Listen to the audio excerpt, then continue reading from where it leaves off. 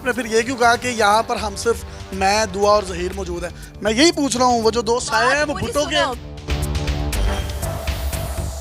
अगवा की दफा कौन सी होती है? जो अगवा की दफात थी वो लगवाने के बजाय तो दुआ ज़हरा के दफा का पिनल कोड क्या होता है? मैं आपको वही बताने लगी, उन्होंने उसके ऊपर you know what is penal code? चलें, अगर कोई अगवा बुराए तावान के हवाले से किसी का अगवा है तो कौन सी पिनल कोड लगेगी? आपके पास नॉलेज ही नहीं है। अस्सलाम वालेकुम नाज़रीन, आपका मेज़बान यासिर शामी आपकी खिदमत में हाजिर है और आप देख रहे हैं डेली पाकिस्तान। दुआ ज़हरा और उसके हस्बैंड ज़हीर का इंटरव्यू किया जिस यूट्यूबर ने, वो हमारे साथ मौजूद है। सोशल मीडिया पर शदीद रद्द-ए-अमल आया और बहुत से लोग बरहमी का इजहार कर रहे हैं कि जो खातून यूट्यूबर है उन्होंने जामे शरी की बोतल वहाँ पर क्यों रखी, और ज़हरा की वालदा कह रही हैं कि इन्होंने मेरी बेटी को अपनी उम्र की 40 साल की बनाने के लिए उसके नीचे गद्दी या तकिया रख दिया था। इसी तरीके से बहुत से लोग ये भी कह रहे हैं कि इंटरव्यू स्क्रिप्टेड प्री प्लान था और जो सवालात थे वो एंकर खुद ही कर रही थी और जवाबात भी उनके मुंह में खुद ही डालती जा रही थी। आपने वो जामे शरी की बोतल्स रखी क्यों थी? जहाँ तक बात है जामे शीरीन की, तो मेरे सारे फॉलोअर्स और सब्सक्राइबर्स को ऑलरेडी पता है कि वो एक शख्सियत की छेड़ है। हमने जामे शीरी एक शख्स का नाम रखा हुआ है, मैं अपने लाइव सेशंस में उसका नाम लेती रही हूँ। आप किसी को छेड़ रही हैं और वहाँ पर जो उसके वालिदैन है उस पर क्या बीत रही होगी? उनकी बेटी का मामला है, वो घर से बेचारी भागी हुई है, तो आप जामे शरी रख कर किसी का चेज़ा ले रही है? चेज़ा तो आप भी बहुत लेते हैं, आपने कितने कॉमिक वीडियोज़ किए हैं, देखें। मैं लेता हूँ ना, तो मेरा एंटरटेनमेंट है ना, इंफोटेनमेंट है वो। तो मेरा चैनल भी जो है बहुत सीरियस नहीं है, मैं भी थोड़ी आर्टिस्ट हूँ।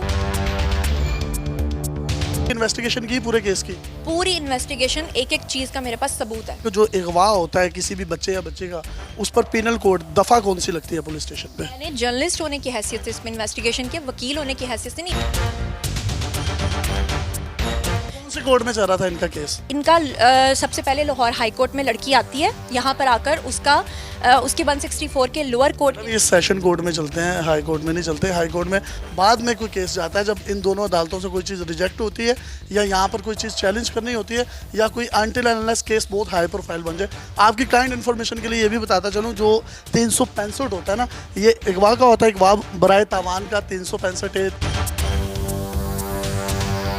तकिया आपने क्यों उसके नीचे रखा? उसकी वालदा कह रही हैं कि आपने उसकी एज को जो है अपने जैसे 40 साल औरत बना दिया। तो आपकी एज कितनी है? जी मेरी एज 24 ईयर्स है। चलो खैर, मुझे बताएं, आपने तकिया उसके नीचे रख दिया, तो कभी ये तकिए का इत्तेफाक आपके साथ भी हुआ? अभी 1 मिनट पहले ये वाला तकिया जो है यासिर शामी के नीचे था और इसने निकाल के मुझे दिया है कि ताकि कोई इसका और इंटरव्यू के लिए? इंटरव्यू के लिए? हाँ, इंटरव्यू के लिए। तकिए का बड़ा मुकाम है। तकिए का बड़ा मुकाम है। तकिए को वो मुकाम हमारे मुआशरे में मिला नहीं जो मिलना चाहिए था। असल में वो अपने बेडरूम में थे और कैमरामैन जब सामने इंटरव्यू कर रहा था तो उसने कहा कि जैसे आप बहुत नीचे हैं ना, अभी तो मैं थोड़ी ऊपर हूँ।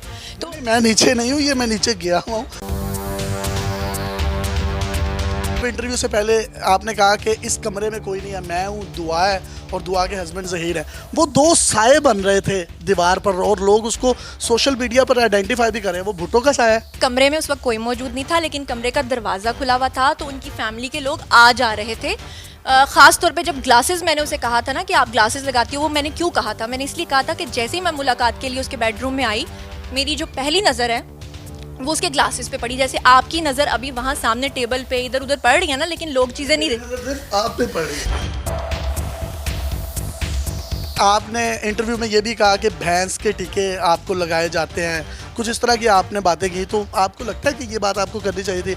और आपको पता है भैंस के टीके किसको लगते हैं? यूट्यूबर्स जो ये बातें फैला रहे हैं कि खुदा न खास्ता उसको हब्से बेजा में रखा जा रहा है, और खुदा न खास्ता लोगों से बेजा होती क्या? हब्से बेजा वो जिसमें अभी आप बैठे हुए हैं, क्योंकि लाइट नहीं है और आपको जो बंदा आपके साथ होगा वो हब्से बेजा में होगा। चलो ऐसे कह लो, मुझे तो इनके साथ बैठकर, क्योंकि इन्होंने आते ही मुझे जो रंगबाजी दिखाई है वो ये दिखाई है कि 15-20 मिनट का कॉन्टेंट। सवाल का जवाब दे, आप इधर उधर की आए बाएं शाएं किए जा रही हैं।